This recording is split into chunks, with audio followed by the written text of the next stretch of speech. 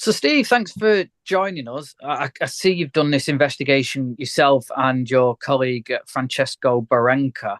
Um, so, obviously, it's how did kind of this story come to your attention?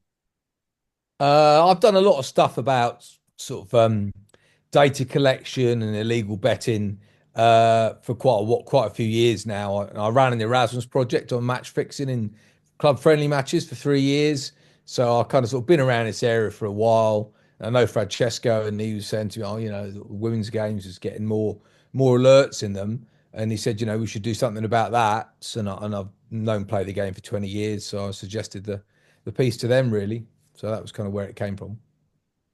Yeah, and as you say, women's football's growing. There's still not that equality with the men's side in terms of wages and things like that. Do you think? Do you think that's where a lot of this comes about? Then that they're sort of targeted by match fixers because they know that they're not getting as paid as well as the men.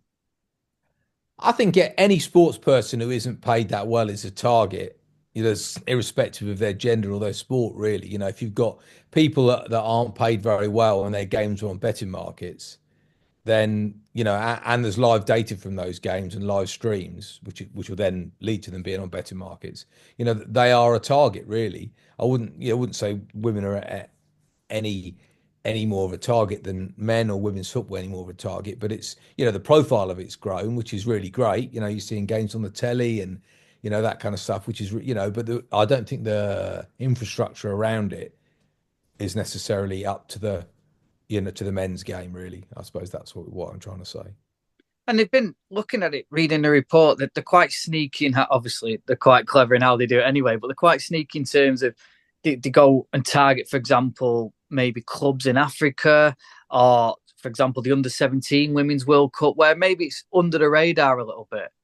Yeah, yeah, I think that's exactly it. They'll go to these games and certainly the lower level stuff, the semi-pro stuff or some of the women's stuff there. The people that are running it are often unpaid people. They're often volunteers and they haven't got time to stop on the halfway line and look at someone on their phone going tap tap tap, transmitting betting data. They probably won't even notice it.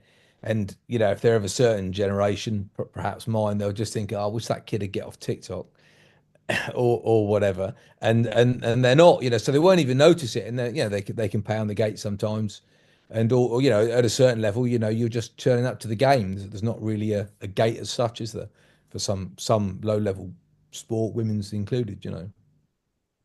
Yeah, and there's no sort of suggestion in this report that it is at the sort of WSL level, but certainly it could be further No. down.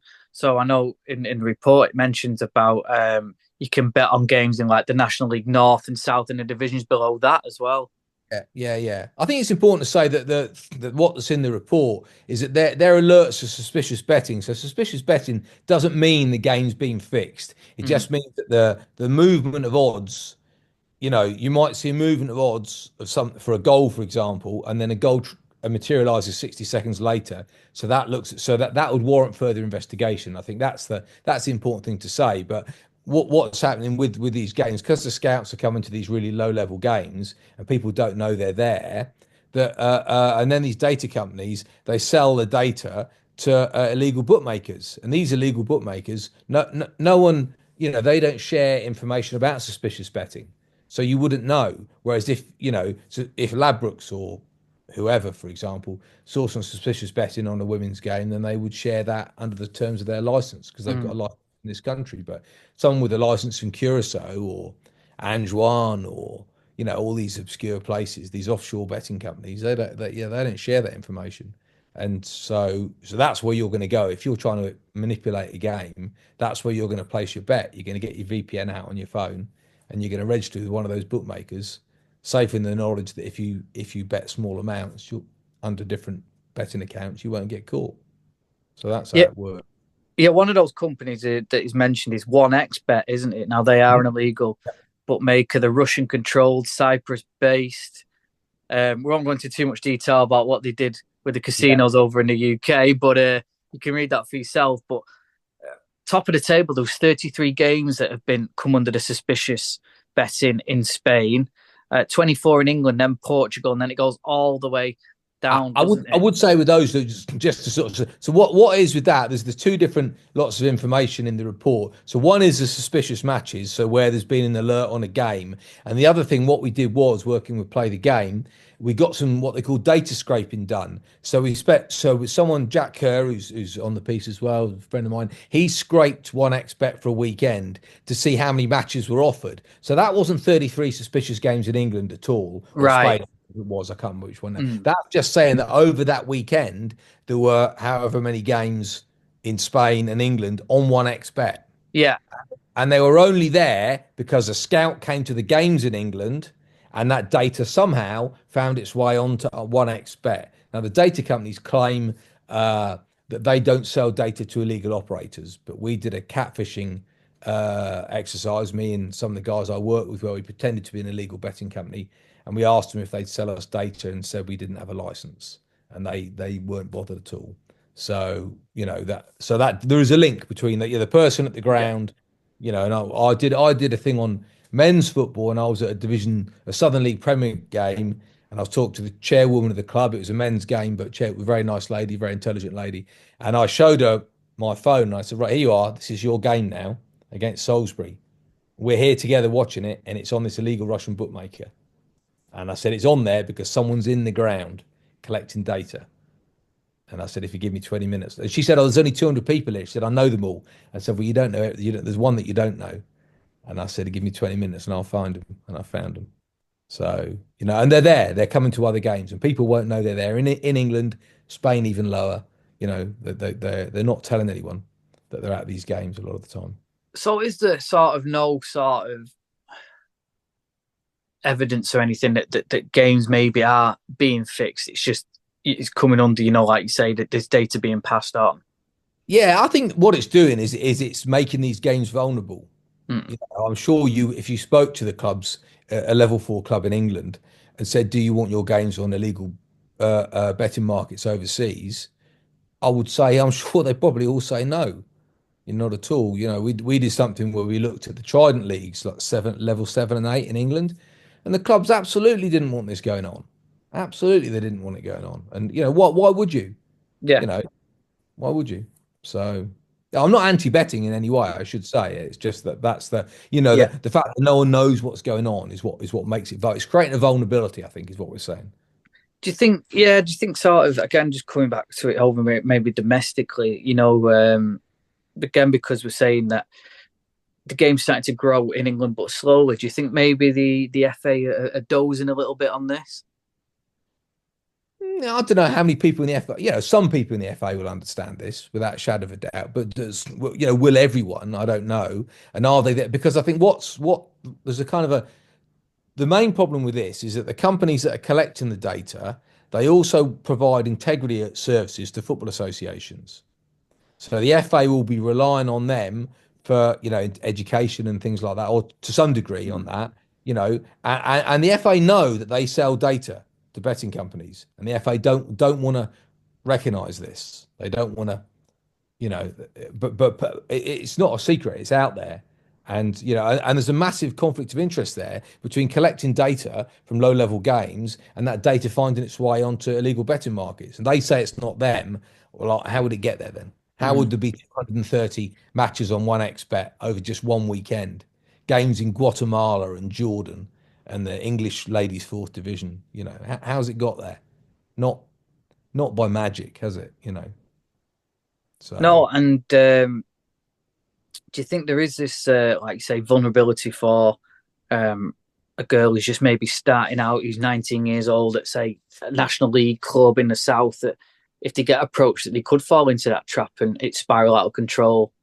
Of course, yeah. I mean, the match fixers are very clever, and they'll go on social media, and they'll target. They look for vulnerable people that perhaps have got betting problems themselves, or perhaps have got other problems that they can take advantage of. And that's what they do. They take advantage of those vulnerabilities.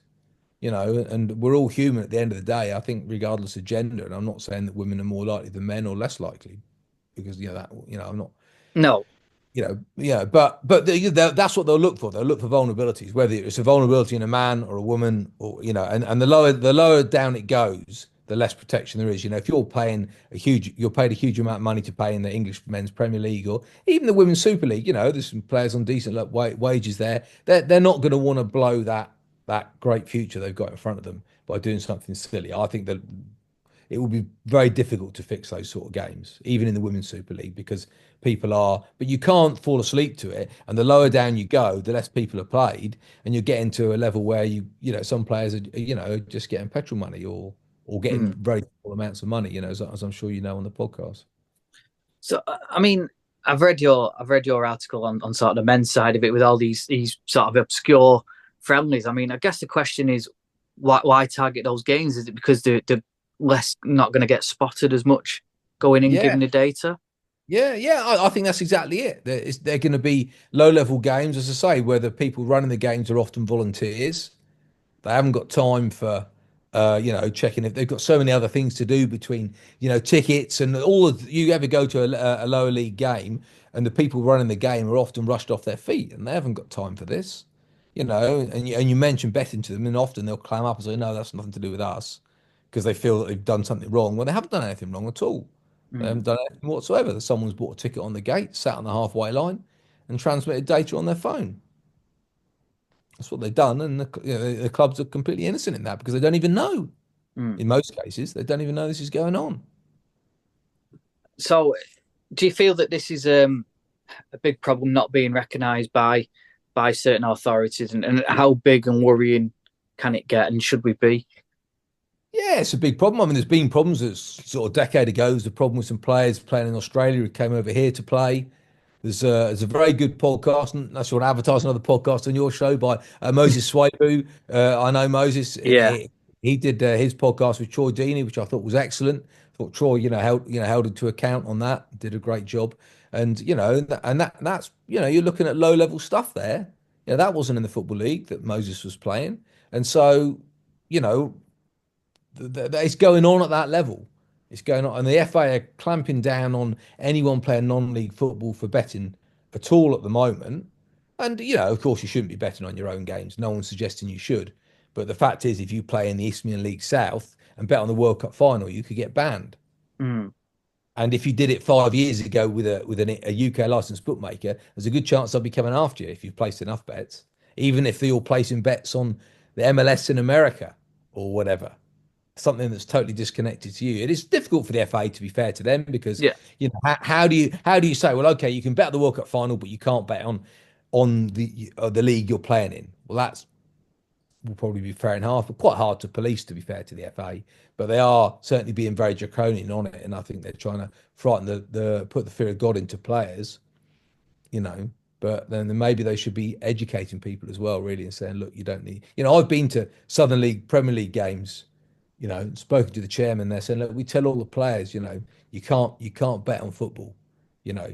And I said, well, no, you can't bet on any football anywhere in the whole world. That's the rules in England anyway. So you can't bet, and that's I think what happens as well, and this can happen to players of any gender, is that there's an element of players who perhaps do an accumulator totally innocently, and they'll put all the, Premier League clubs and whatever, and then they filled up 9 holes on an accumulator or bet. They, oh God, I just need a 10th one, and they'll just stick one in on their own league, and that happens sometimes completely innocently, not because they're looking to do anything, but they think, oh God, right, I know that league, right? I think that'll happen in that game, Mm, just because they played against them or something. And there's not anyone trying to manipulate it. But that's not to say that couldn't happen, because it could, and it has happened. It has happened, as I said, with those examples I gave earlier. And there's lots of low level stuff going on in other countries. There's been match fixing incidents in San Marino. Someone tried to fix the Andorran Cup final a few years ago. We're talking pretty low level stuff here, right? yeah. So it's out there, and there's a big problem across Eastern Europe at the moment with one particular gang that have manipulated all sorts of games, including friendly matches. So you can't. You've got to be alert to these things, and I think these games being available on illegal betting markets is not good. Great. Well, Steve, thanks for joining us. It's been really interesting to find out more about that, and yeah, I encourage people to go and read your article. Thank you very much. Play the game. Please check it out.